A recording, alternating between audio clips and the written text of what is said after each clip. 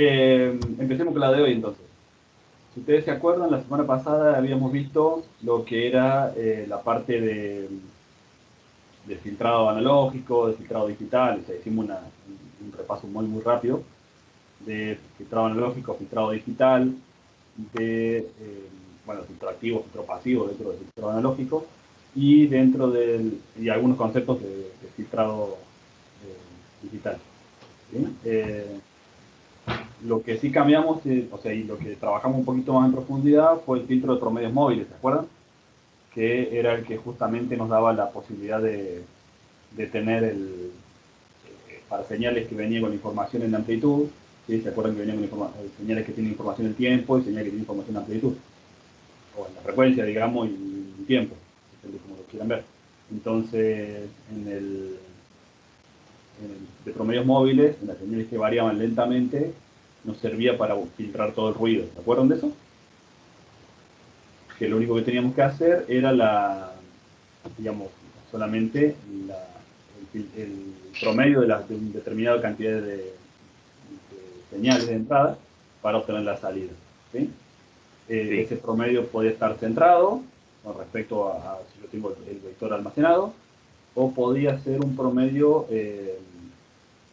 que en caso de que yo lo haga en tiempo real, voy a tomar la muestra anterior con n muestras para atrás. ¿Sí? Y después obviamente hago el promedio de eso. Y había una forma también de hacer un promedio recursivo, si se quiere, que es utilizar la salida anterior para calcular la salida nueva, sumando y restando los efectos de los términos que sacábamos y poníamos de la suma. ¿Sí? Que era una forma más económica en lo relativo a tiempo de procesamiento, pero que de todas formas era igual de efectiva a la hora de hacer el filtrado. ¿Sí? Era exactamente lo mismo, era una cuestión matemática nada más. ¿Sí? ¿Se acuerdan que vimos eso la semana pasada? sí, Sí. Bien. Entonces, lo que tenemos pensado para hoy es entrar un poquito más en el filtrado de ventana. ¿Sí? Filtro de ventana, y lo vamos a ver también rápidamente. Voy a compartir la presentación.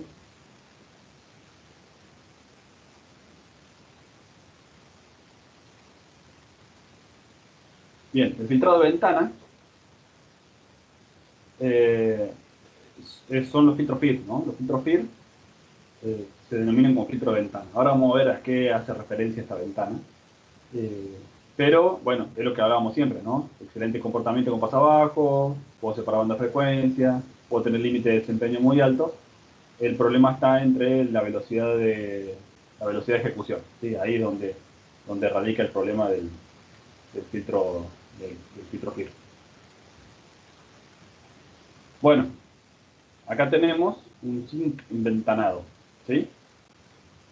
Eh, Cuando yo tengo un filtro, ¿qué es lo que quiero? Quiero que pase lo que dice acá, ¿no? Respuesta en frecuencia ideal. Siempre analizando el caso del pasabajo, lo mismo podemos hacer para el pasalto, pero en esencia la idea es la misma, ¿no? Quiero esto, lo hemos visto mil veces, que es la respuesta en frecuencia de un filtro ideal. ¿Sí? Quiero tener eso. Eh, ¿Qué debería hacer yo para poder modelar esto matemáticamente y obtener, ¿no?, la respuesta al impulso, la transformada de esa respuesta al impulso, para obtener el filtro de un pasabajo ideal? ¿Sí? Acá tenemos esto. ¿Sí? Respuesta en frecuencia de un pulso y la respuesta al impulso. ¿Sí? ¿Venimos hasta acá? Esto ya lo has visto. Esto se llama, ¿cómo se llama esto? Función sinc. ¿Sí? Esa función sinc, estamos hasta acá, ¿no? Yo quiero obtener esa respuesta en frecuencia. Para obtener esa respuesta en frecuencia, necesito hacer la transformada inversa para ver cómo estoy en el tiempo, ¿no? Fíjense sí, que acá estoy haciendo una DFT inversa. Cuando hago la transformada inversa, obtengo una función sinc, seno de x sobre x. sí, ¿Sí? Esa función sinc es como la que está acá abajo, en donde yo tengo infinitas muestras para acá y infinitas muestras para allá. sí, ¿Sí? Entonces, esa es la función sinc. Ahora, evidentemente, esto no es para nada realizable. Yo cuando quiera hacer la función sync no voy a poder realizarlo en un micro, ¿no? Mucho menos, porque básicamente porque no puedo modelar esto infinitamente. Entonces, ¿cómo hago para hacerlo realizable? Que es un poco lo que dice acá abajo. Lo corto, lo trunco, ¿sí? Fíjense, esta es la respuesta al impulso ideal en el dominio del tiempo. Cuando yo esto lo paso al dominio de la frecuencia, sync me va a dar la respuesta de frecuencia ideal del filtro que yo querría hacer. Pero esto es ideal, no lo puedo hacer en la práctica, ¿verdad? Entonces, lo que sí puedo hacer en la práctica es esto que tengo acá abajo, en donde trunco el sync. Digo, de acá para allá el sync es 0. Eso sí lo puedo hacer, porque almaceno m cantidad de muestras. Acá tendría que almacenar, para esto que sea infinito, tengo que almacenar infinita cantidad de muestras, ¿no? Acá solamente tengo que almacenar m muestras, ¿sí? M puede ser tan grande como quiera, pero es un número, ya está. Ya tengo un buffer ahí que necesito una memoria para guardarlo y ya lo puedo guardar. Todo va en cuánto presupuesto tengo para comprar el micro, pero ya ahí tengo algo realizable. Ahora, ¿qué pasa? ¿Qué efecto tengo cuando yo realizo esto? ¿Sí? Cuando yo hago ese truncamiento. Bueno, lo que va a pasar es que todas estas componentes que yo estoy dejando afuera, ¿sí? Me va a deformar la respuesta en frecuencia, ¿sí? Entonces voy a tener una respuesta en frecuencia de este tipo, con el sync truncado. ¿Sí? ¿Se entiende? Voy a perder las componentes estas de alta frecuencia que me definían bien el pulso. Entonces empiezo a tener sobreimpulso, ¿sí? Empiezo a tener roll-off, ¿sí? O sea, no es cero el paso entre la banda de paso y la banda de parada, sino que tengo ahí un tiempo que me va a demorar, tengo un roll-off, ¿sí? Que me va a hacer justamente más lento el filtro. ¿Sí? ¿Todo por qué? Y porque tuve que hacerlo realizable. ¿Se va entendiendo? Sí. Ah, y me olvidé también de otra característica, que lo había notado por ahí abajo, que ya empiezo a tener la banda atenuada, ya empieza a mostrar cierta, cierto, cierta permisividad para que pasen algunas frecuencias, ¿no? Sobre todo las que están cerca del roll-off, cerca de la frecuencia de corte, me empieza a pasar ahí la frecuencia, ¿no? O sea, no es una caída abrupta como tengo en este. ¿Sí? ¿Se va entendiendo? Está más o menos fácil Sí. hasta acá. Está fácil, pero eh, nos van a permitir entender qué es esta historia de las ventanas, ¿no? Porque se van a encontrar toda la vida con las ventanas, sobre todo con Hamming, con Hanning, se la van a encontrar en un montón de aplicaciones. Entonces está bueno más o menos entender de qué estamos hablando y por qué funciona. Bueno, acá es más o menos lo mismo, pero llevado, centrado con respecto al cero, ¿no? Obviamente, si tengo un sync, eh, el espectro en frecuencia es un rectángulo perfecto, ¿sí? Que es lo que me gustaría. Si a eso lo multiplico por una ventana rectangular, que es lo que tengo acá, fíjense, digo, para hacerlo matemáticamente, para poder definir el, el zinc enventanado que tengo acá abajo, matemáticamente, y lo multiplico por esta ventana rectangular que tengo acá. Entonces, esta ventana rectangular, ¿qué va a decir? Y va a decir, si yo dije que tenía m cantidad de muestras, entre menos m sobre 2 y m sobre 2, voy a tener 1, para no atenuar nada, y afuera de eso voy a tener 0. Entonces, evidentemente, a mi zinc lo va a directamente a truncar. ¿Sí? ¿Se entienden? Sí. Bien.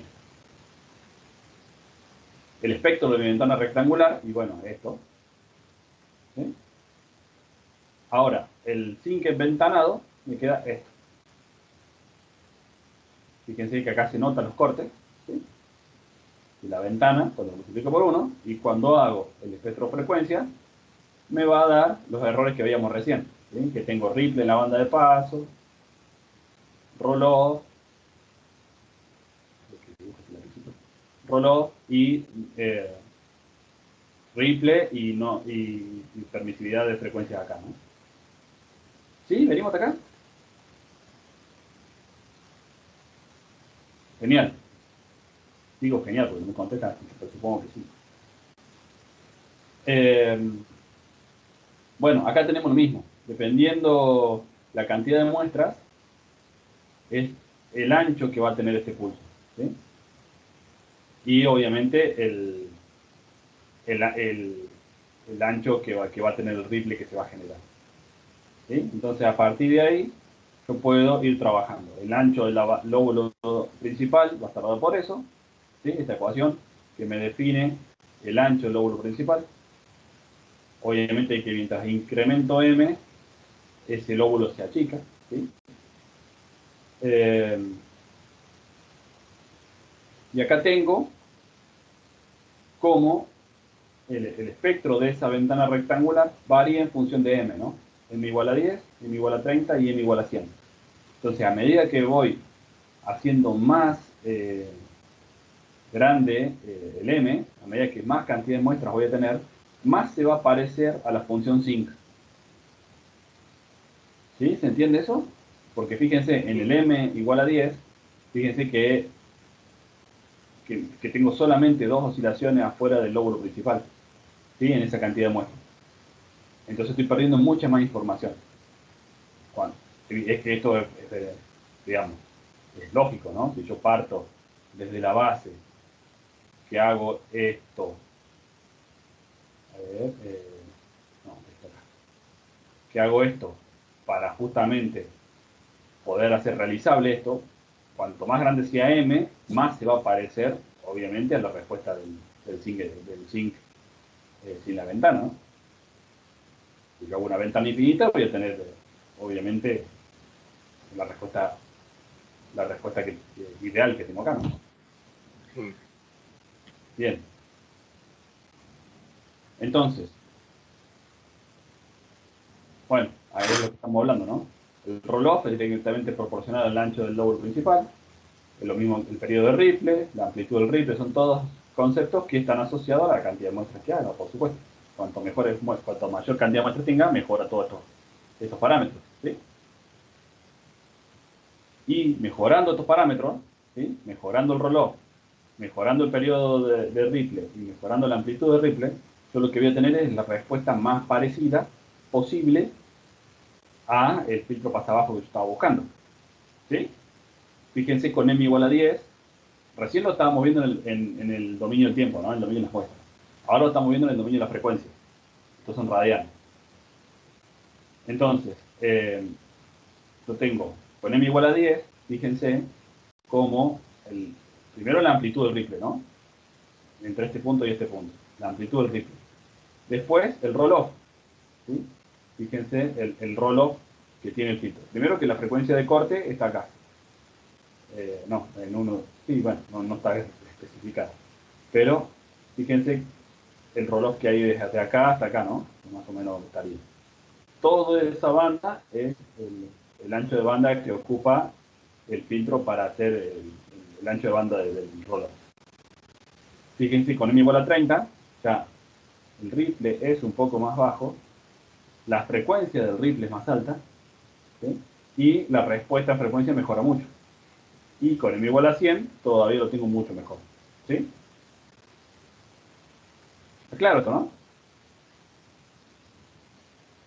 Sí. Bien. Sí. Acá muestra que el zinc este truncado que yo tengo, no importa las frecuencias de corte las que tenga, la forma va a ser la misma, ¿sí? Porque está relacionada con la cantidad de muestras, no con la frecuencia de corte. Fíjense que esto es igual. No es que me varía a medida que aumento la frecuencia de corte, no está relacionado con la cantidad de muestras. Bueno, limitante como pasa abajo, el ripple, ¿sí? ¿Y qué tengo? Y Los limitantes, bueno, la mala atenuación de la banda atenuada, el rifle excesivo en la banda de paso, y el roll-off, ¿sí? Que es lo que habíamos visto. Entonces, en resumen, nos queda algo así, ¿sí? Respuesta del impulso ideal, ventana rectangular, el espectro de la ventana rectangular, ¿sí? Y justamente el espectro resultante de mi filtro, de mi zinc enventanado, que termina siendo algo parecido a mi respuesta de frecuencia ideal. ¿Sí? Profe, Diga. la última, o sea, la de la izquierda. No, la filmina esa que estaba, o bueno, esa, ¿Cuál? pero ¿Esta? en la tercera fila a la izquierda. Esta que viene a ser como la función sin desplazada a la izquierda. Respuesta al Sí. impulso, o sea, es el impulso multiplicado. Ahí es lo que no entiendo. ¿Por qué un impulso, o sea, está dando esa respuesta de la función sin? Como La el. respuesta, la respuesta al impulso, si yo la veo en el dominio del tiempo, es la función zinc. Sí, ¿Sí? pero ¿por qué está desplazada? Por eso, ¿cómo? No, está centrada en cero. Ah, ¿Sí? Está bien. centrado en cero. Y este arranca en cero. ¿Sí? Eh, por una cuestión de que para allá son frecuencias negativas, ¿no? Sí, Estos son muestras, pero cuando lo paso al dominio de la frecuencia, me va a quedar frecuencia negativa del cero para allá. Por bien, eso esto lo representa del cero en adelante y esto está centrado con respecto a cero en la parte de las muestras. bien. ¿Sí? O sea, las gráficas que están acá, lo que está a la derecha es lo mismo que está a la izquierda, nada más que lo de la derecha en frecuencia y lo otro es en la respuesta al impulso. Claro, En tiempo. exacto, en muestras, en tiempo. Bien, bien. ¿Sí? Bien. ¿Qué, ¿Qué es lo que se termina viendo? ¿Sí? Que no me acuerdo si estaba más. No, los cuento. Que en realidad mucha de la distorsión viene por esta discontinuidad. ¿Sí? ¿Por qué? Porque ahí tengo claramente una discontinuidad. Lo multiplico, vengo con algo y multiplico por cero y ahí me genera una discontinuidad. Entonces, esto es responsable de muchos de estos efectos que tengo acá. ¿Sí? Más allá de que yo esté truncando la cantidad de muestras, el efecto, esta discontinuidad acá tiene mucho eh, de responsable a la hora de generar estos efectos indeseados. Entonces, ¿qué fue lo que se fue trabajando y lo que descubrió esta gente? Que no hace falta multiplicar por una ventana rectangular. ¿Sí? La ventana rectangular, acuérdense, que era esto, ¿no? Bueno, vamos más arriba, que era entre menos m sobre 2 y m sobre 2, 0 fuera de eso y 1 adentro de ese intervalo. ¿Sí? Eso, por eso es rectangular, es una ventana rectangular. Ahora, ¿qué pasa? Si en el borde me genera esta discontinuidad, ahí es donde yo necesito o me gustaría trabajar para que mejorar mi respuesta. Entonces, ahí es donde apareció Hamming, Blackman, Bessel y un montón de personas más, que lo que fueron haciendo fueron planteando ventanas distintas. Por ejemplo, Blackman ya no plantea una ventana rectangular, sino que plantea una ventana con una campana, ¿sí? La campana de Blackman. Puso el nombre, el que lo inventó él, así que le puso el nombre que quiso. Y Don Blackman lo que hace es ir ponderando los efectos a medida que se acerca al cero, a medida que se acerca a la discontinuidad. ¿Sí? Y fíjense que ya no tengo discontinuidad ahí. ¿Se entiende? ¿Por qué? Porque cuando yo agarro el zinc y lo multiplico por la ventana de Blackman y hago la multiplicación, obviamente que esto lo multiplico por 1, esto lo multiplicaré por 0,9, esto por 0,89, esto por 0,88 y así voy decrementando, no multiplico por 1 o por 0 directamente. Tengo unos coeficientes. ¿Sí? Entonces, esos coeficientes hacen que cuando yo me acerque al lugar donde tengo que hacer el corte, ¿sí? Yo ya venga atenuando y no tenga esa discontinuidad que tenía con la ventana rectangular. ¿Se entiende esto? Sí. Entonces, fíjense, que la respuesta del impulso ideal sigue siendo la misma. Ya tengo el espectro de la ventana que cambia considerablemente. ¿Por qué? Porque en la ventana rectangular el espectro era una función 5. ¿Sí? Un coseno realzado. Y en la ventana de Blackman ya tengo otra transformada porque es una función, la función de Blackman. Y cuando yo analizo la respuesta, ¿no? al signo inventanado, no tengo esa discontinuidad, y fíjense cómo me mejoró mi respuesta en frecuencia. ¿Sí?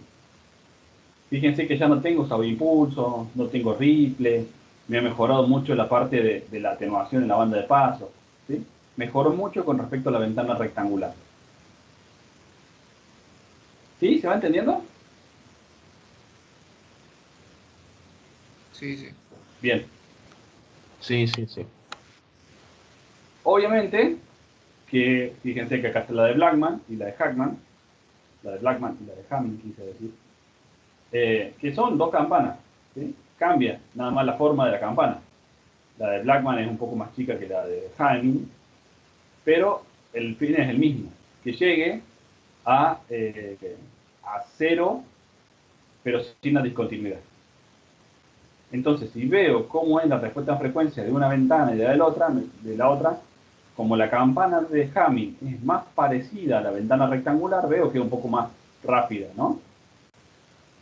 Que la de Blackman. Porque obviamente esto no puede ser todo color de rosa, ¿no? No puede ser todo perfecto. Esta campana lo que va a terminar haciendo va a inducir distorsión, va a inducir error, ¿sí? Porque estoy trabajando y estoy ponderando algunas frecuencias. Las frecuencias que se están escapando de mi frecuencia central, ¿sí? Las frecuencias que están hacia los bordes, yo las empiezo a multiplicar por coeficientes. Entonces ya atenúo esos componentes. ¿Sí? ¿Se entiende?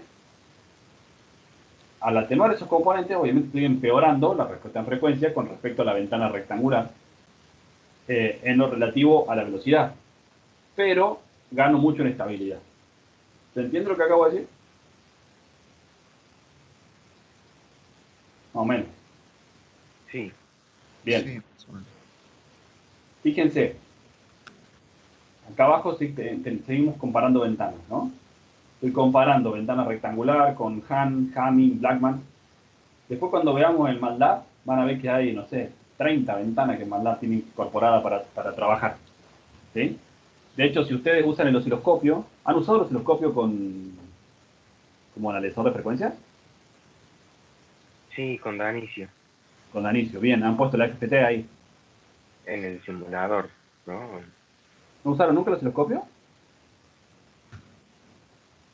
No. Qué mal que está.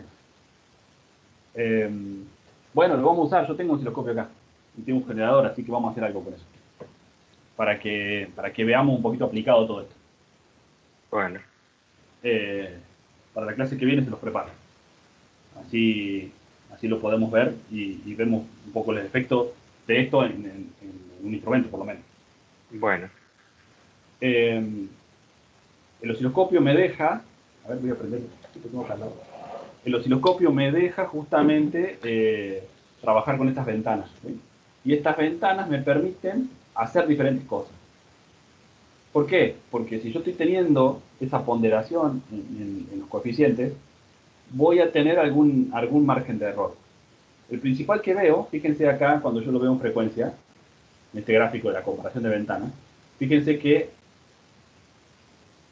la más oscura es la rectangular. ¿Sí? Esta rectangular, ¿qué es lo que va a hacer? Pero tengo más amplitud. ¿Sí? Y después se van ensanchando los lóbulos a medida que yo vaya cambiando de ventana. Han, In y Blackman. Voy ganando en atenuación, porque esa discontinuidad me hace perder atenuación, voy ganando en atenuación, pero voy a discriminar menos en frecuencia. Entonces, depende de lo que yo quiera medir y cómo lo mida, me conviene usar una ventana o la otra.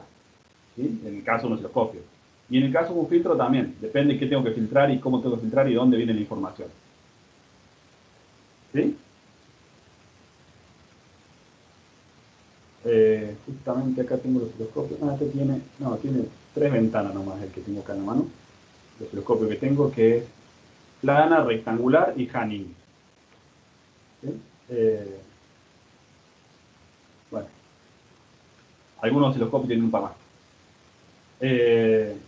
Entonces, depende de qué quiero medir y cómo quiero medir y dónde está la información, tengo que ver en qué ventana lo mido. ¿Sí? Por ejemplo, si yo quiero medir las componentes espectrales de una señal, ¿sí? Que yo tengo los distintos tonos que componen mi señal, las distintas frecuencias fundamentales, y lo mido con una ventana de Hamming, ¿qué va a pasar? Las que están alejadas de la frecuencia central, las voy a empezar a atenuar. Entonces voy a ver que si yo hago quiero sacar la altura de cada una de esas componentes, voy a cometer un error. ¿Sí? Porque estoy atenuando las frecuencias que están afuera del centro de la campana, digamos. ¿Se entiende esto? ¿Se entiende? Sí. Más o menos, sí. Más o menos, bueno. Cuando yo hago, ¿no? Cuando yo multiplico por una ventana rectangular, ¿no? Fíjense que las muestras, ¿cómo las voy trabajando? Todas como ceros o unos, ¿sí? Entonces, no pondero las muestras, ¿sí? La muestra viene con el valor que viene. Porque bien, hagan de cuenta que, o sea, esto es para un filtro, ¿no? Entonces, tengo señales de entrada. Esas señales de entrada no las voy a multiplicar por un coeficiente. O las dejo pasar o no las dejo pasar. Entonces, eso hace que la información que tenga de afuera de la ventana sea correcta en cuanto a las amplitudes, por ejemplo, que estoy teniendo en estas muestras, ¿no? ¿Sí? Entonces, si yo esto lo paso por una ventana, lo que voy a lograr es que voy a empezar a ponderar las muestras que están en esta parte de la campana. La que está arriba no, porque la que está arriba es justamente las que van a seguir con amplitud 1. Pero las otras las voy a empezar a atenuar. Entonces voy a empezar a perder cierta información. ¿Sí? ¿Cuál va a ser la ventaja? Y toda esta otra estabilidad que tengo acá. Por eso que me da la opción de usar una ventana rectangular. Si no, no tendría sentido. Digo, es una mejora, no uso ventana rectangular, uso siempre ventanas de Blackman, de Hamming o lo que sea, y me estoy ahorrando un problema. Bueno, todo tiene un pro y un contra, ¿no? Bueno, acá estamos comparando. Y acá tengo un zoom, digamos, en cómo es la respuesta a frecuencia de las diferentes ventanas. ¿Sí? Fíjense, la rectangular es más rápida. ¿Sí? Fíjense el roll-off de la ventana rectangular. Es más rápida que la de Hamming y Blackman. Pero tiene más rifle en las bandas eh, y más sobreimpulso, ¿sí? Que las otras. Las otras son más lentas, pero con menos rifle. ¿Sí? Obviamente que eso hace que depende de mi aplicación es la que tengo que usar. ¿Venimos hasta acá? Sí. Bien. Acá está cómo son las atenuaciones y un poquito más visto desde el lado de la banda de la banda de stop, ¿no? De la banda de parada. Donde yo tengo menos 40 igual, fíjense que menos 40 tengo de atenuación, ¿no? Así multiplique por una ventana de rectangular, tengo menos 40 de atenuación. Y en caso de usar alguna ventana de Hamming, Blackman o qué sé yo, tengo más. Pero todo eso a costa de un mayor roll-off. ¿Venimos? ¿Sí? ¿Se entiende? Bueno, Sí. acá tenemos las observaciones, ¿no? El ancho de banda de transición, el ancho de banda de Hamming, es el mismo que hemos estado viendo en los gráficos. Simplemente escrito en letras de lo que se puede apreciar en los gráficos de arriba.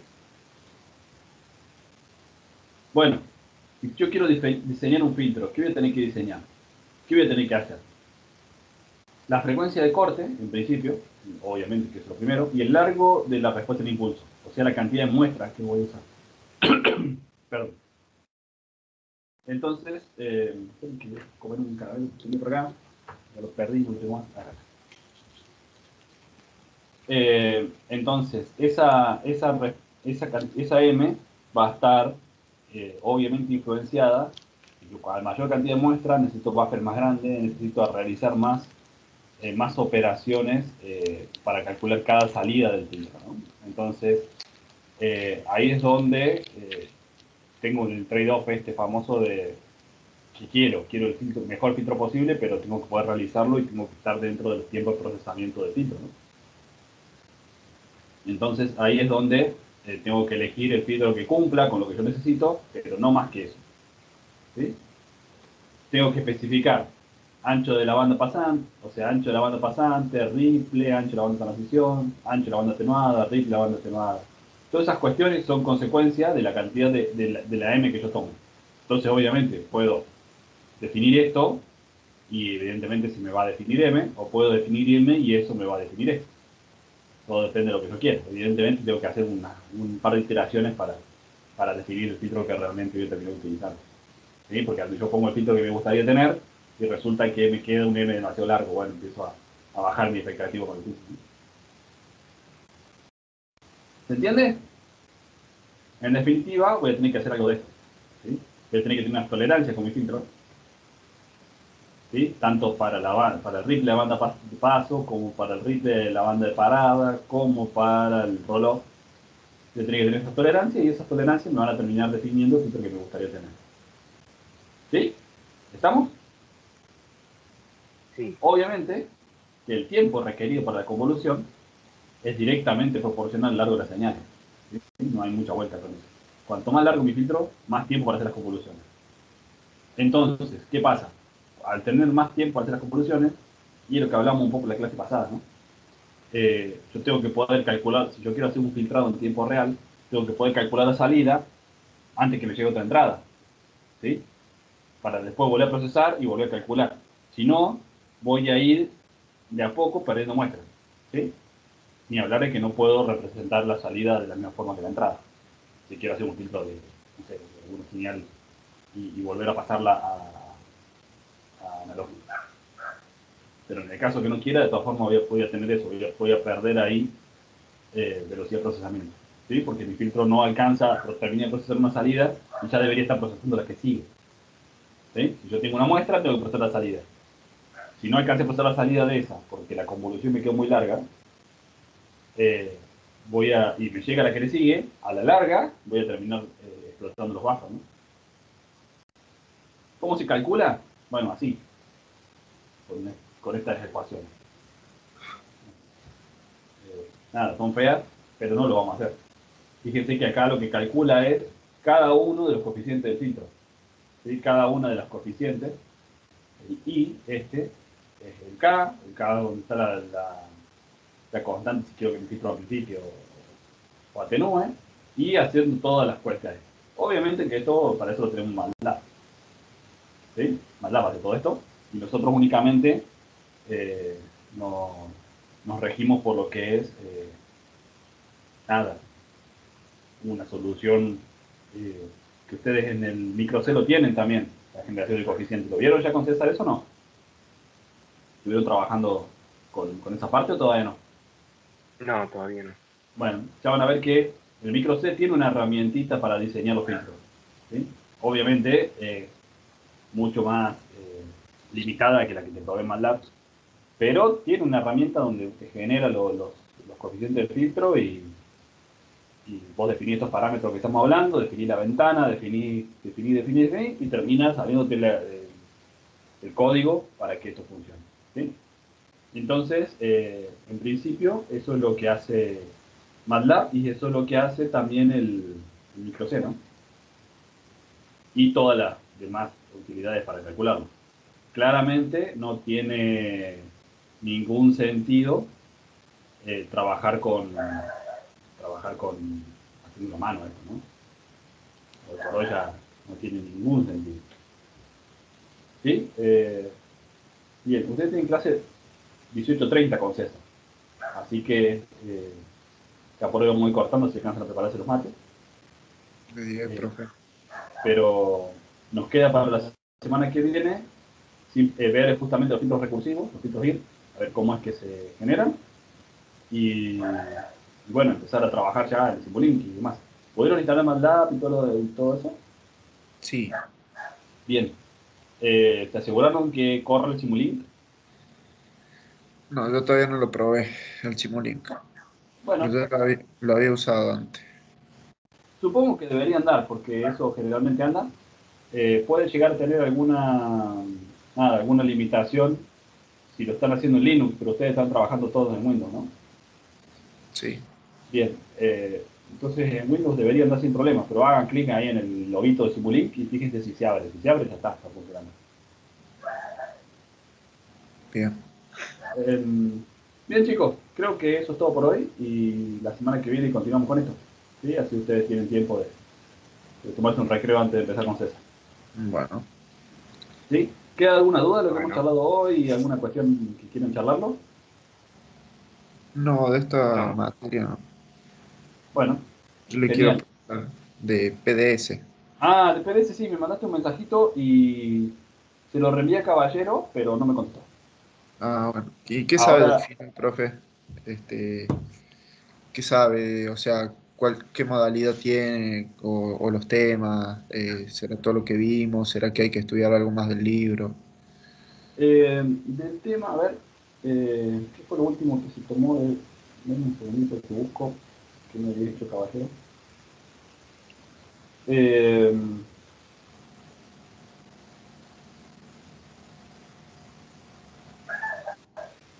claro, en principio lo que tomó la vez anterior fue eh, eh, unas preguntas teóricas conceptuales y quizá alguna demostración. Digamos, eso fue para donde lo llevó la semana del turno anterior. ¿Sí? En principio así fue. ¿Sí? Como hicimos la regularidad con la parte práctica, en definitiva, Bien.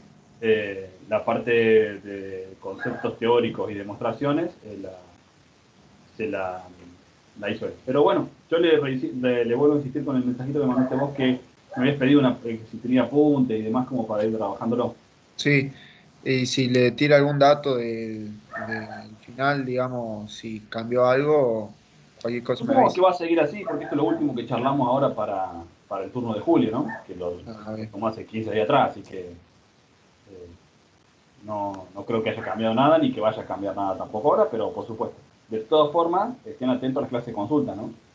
Bueno, Las clases de consulta esas sabían que un par de días antes del examen están las clases de consulta como si fuesen presenciales y tienen ahí una reunión de Teams agendada cuando ustedes se loguean al examen y nos juntamos y vemos justamente las dudas que haya.